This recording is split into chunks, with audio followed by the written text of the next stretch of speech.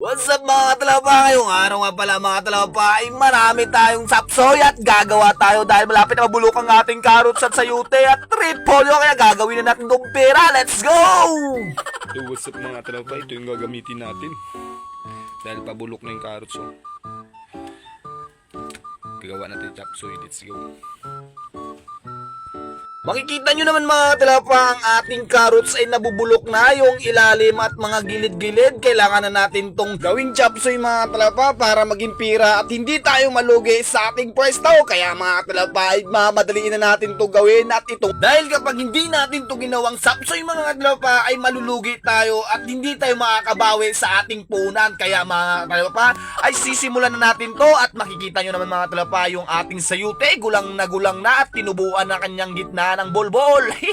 Makita nyo mga talapa yung ating repolyo. Ito makikita nyo naman goods na goods pero babawasan natin yung mga taas niyan para hindi tayo masyadong malugi sa ating pinamiling repolyo or mga gulay na to. Kailangan mo talagang diskarte mga talapa. Kapag hindi ka nagdiskarte ay malulugi ka talaga sa iyong negosyo. Kaya ito mga talapa ay titingnan nyo, makikita nyo naman mga talapa ay bulok-bulok na yung carrots na to at ito nga mga talapa yung panghalo dyan. Pansit dapat meron din tayong sapsoy para hindi tayo malugi. Uhuhuy! Bagay na bagay mga talapa. Kaya mga talapa, pinasok ko na sa loob at let's go. Huwag na natin patagin. Gago!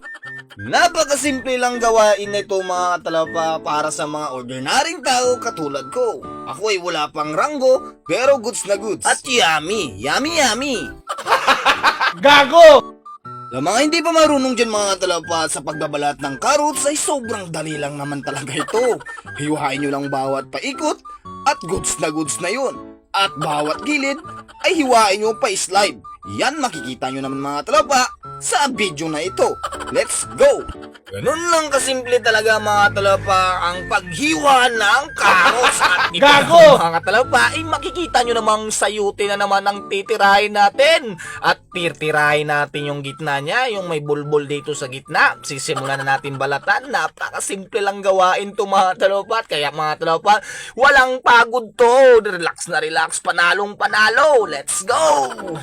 Yan yung mga katalapa, ihiwain nyo lang bawat gilid na yan, ganyang kakipis lang, goods na yan at panalong panalo na at hindi na magreklamo ang ating mga customer dyan kasi sobrang laki niyan.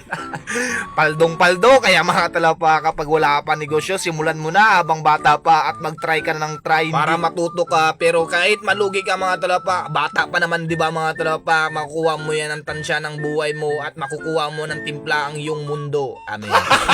Gago! Sinsya nga pala mga katalapa sa voice over dahil meron tayong sakit, galing tayo sa trangkaso. Ngayon mga talapa ay masyado pa tayong mahina dahil natalo nga pala ako sa scatter mga talapa ng 100,000 pesos. Grabe, hirap na hirap ako makamove on mga talapa at nalugi nga ako doon mga talapa at pinagtrabahuan ko ng 2 buwan ay natalo sa scatter. Ako ngayon ay lugmok na lugmok pero babawi tayo mga talapa. Let's go! At ito na nga mga talapa, binalot na natin ng sapsoy na to. Ganito kadali lang ang paggawa ng sapsoy mga talapa. Ito nga pala mga talapa ay panghalo to sa pansit kaya wag na natin to patagalin mga talapa at mamadali na natin to. Let's go!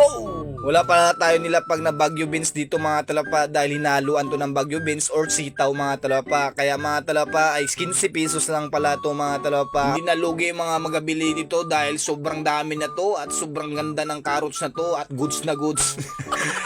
Kailangan mo talagang diskarte mga talapa dito sa pagninegosyo ng mga gulayan dahil masyado tayong malugiin talaga ang paggulayan mga talapa kaysa sa frozen food mga talapa dahil ang frozen food ay nilapag lang sa freezer, goods na goods at ilalabas mo lang tuwing hapon. Ito naman mga talapa tulad ng carrots, repolyo, sayote ay nabubulok din talaga to mga talapa. Masyadong mahirap talaga magnegosyo. Parang sugal na talaga mga talapa ang pagninegosyo ng gulayan dahil nabubulokan ka talaga dito. Hindi araw-araw ka talaga nabubulokan. Kailangan talaga ay maubos talaga yung iyong paninda para hindi ka masyadong malugi at kung may paraan mga talapa ay gagawan mo para hindi ka as in nalugi talaga ng mas malaki. Let's go mga talapa, maraming salamat sa nanonood dyan at nagsishare at nag-heart dyan. Maraming salamat, I love you for you.